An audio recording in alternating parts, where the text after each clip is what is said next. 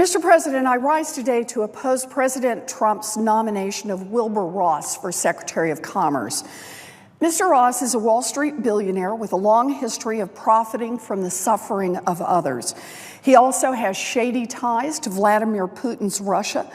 That's just his record. And because of that record, I do not have confidence that he will protect the interests of the American people as Secretary of Commerce. This administration's disturbing ties to Russia have been all over the news. Here's what's been publicly reported as of today. Our intelligence agencies have concluded that the Russian government conducted a successful series of cyber attacks against the United States designed to help Donald Trump get elected president. Our intelligence agencies are actively examining a dossier alleging that the Russian government has collected compromising information on President Trump. And numerous press reports indicate that investigators have already corroborated some of that dossier's contents. The president's national security advisor resigned in disgrace and is the subject of an FBI counterintelligence investigation for his conversations with the Russian government before the inauguration, conversations that may have been illegal and conversations that he has apparently lied about in public. Knowingly or unknowingly, the Vice President of the United States has repeated those lies on national television. According to CNN, high-level advisors close to then-presidential nominee Donald Trump were in constant communication during the campaign with Russians known to U.S. intelligence. CNN confirmed the New York Times' original investigation with, quote, multiple current and former intelligence, law enforcement, and administration officials. And our allies documented regular calls between the Trump campaign and the Russians, confirming the reports of U.S. intelligence agencies. According to reports published in Newsweek, quote, the British government obtained information that people acting on behalf of Russia were in contact with members of the Trump campaign. Many news outlets have reported on U.S. intelligence worries that NATO allies will no longer share sensitive information because they fear the new administration could share it with Russia. When asked about the regular points of contact between Russian intelligence operatives and his most senior campaign staff, President Trump refused to take the questions seriously. He claimed the multiple reports of staff communications with Russia were fake news. Behind the scenes, Trump's chief of staff was pressuring the FBI to help cover up the links between Russia and the Trump campaign. We are 1 month into the Trump presidency. I wish this weren't happening. I wish things were normal, but this is not normal. And it is shameful if we ignore all of it as we evaluate the president's nominees to critical foreign policy and national security jobs. Mr. President, in this context, Mr. Ross's connections to Russia raise dangerous issues.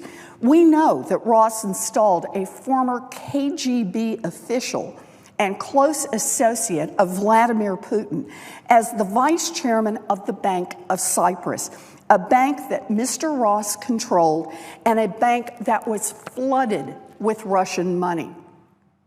Now, how closely connected was this former KGB official to Vladimir Putin? Here's one hint.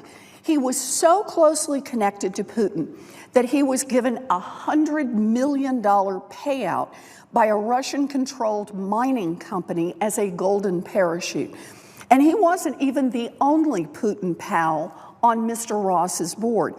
That's right, Mr. Ross wanted the bank he controlled to have multiple board members from Putin's inner circle. Mr. Ross surrounds himself with Russian oligarchs, and he's invested financially in their success. As he explained during his testimony before the Senate Commerce Committee, Mr. Ross has no intention of divesting from Diamond Shipping, a company that operates 33 oil tankers and jointly charters with even more. So a man who personally selected multiple Vladimir Putin associates to serve with him on the board of the bank he controlled has been totally open about his plan to continue profiting from oil tankers shuttling over $1 billion worth of crude oil through international waters while serving as Commerce Secretary. And it's not just one shipping company. Mr. Ross is retaining his investments in 11 separate entities, mostly private companies registered in the Cayman Islands. Among his retained interests, the state-owned China Investment Company will be one of Mr. Ross's largest fellow investors. We've never seen a cabinet like this in history. Like many of President Trump's other nominees, and like President Trump himself, this nominee seems to see his time in public service as a chance to increase his own wealth. In other words, on any given deal, he might be working for the American people, or he might just be working for himself. We will have no way to know. President Trump has apparently asked Mr. Ross to lead American trade policy. He claims to want aggressive enforcement of anti-dumping and currency manipulation rules, which sounds great. But when Ross actually has this job, is he really going to be thinking about American workers? Or will he be thinking about how to make his KGB buddy from the Bank of Cyprus just a little richer? Or will he be thinking about how to help out his own oil tankers circling the globe? Or will he be thinking about his offshore companies and his co-investors from China? Or will he be thinking about the next $1 billion he plans to make? The American people should not be left guessing about who Mr. Ross will be working to protect.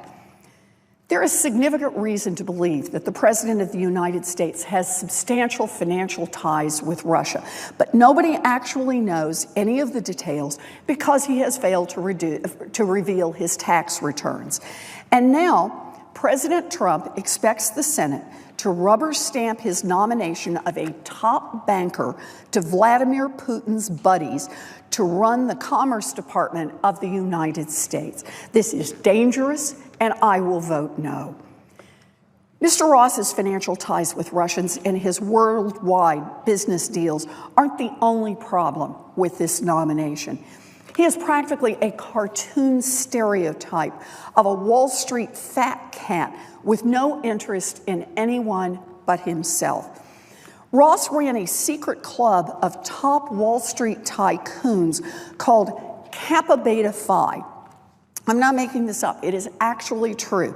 So he runs this secret club, which apparently gathers every year to get drunk and entertain themselves by putting on off-color skits that make fun of the millions of Americans they've swindled over the years. And that certainly reflects Mr. Ross's worldview. This is a man who made a fortune from the housing crisis at the expense of working families. After buying the servicing rights to over $100 billion in subprime loans, Mr. Ross swiftly got to work cheating borrowers out of their homes. You know, here are just a few of the examples of Mr. Ross's approach to business. Lying to borrowers about loan modifications, charging borrowers fees that were not authorized, taking payments from borrowers, then not applying those payments to their loans, forcing homeowners insurance on borrowers who already had homeowners insurance, and robo-signing fraudulent foreclosure documents. The violations were so widespread, his company had to settle with 49 states. Let me repeat that. 49 states. A man who builds a fortune off illegally cheating people out of their homes has no business running our Commerce Department. So let's summarize. Mr. Ross has extensive ties to Russia. He plans to keep making money from his major oil shipping companies while working as Commerce Secretary. He's made billions off the backs of struggling homeowners. And in his free time, he hangs out with Wall Street tycoons who sit around and make fun of everyone else. This is disgusting. For all of these reasons, for any of them really, I urge my colleagues to reject this nomination. Thank you, Mr. President. I suggest the absence of a quorum.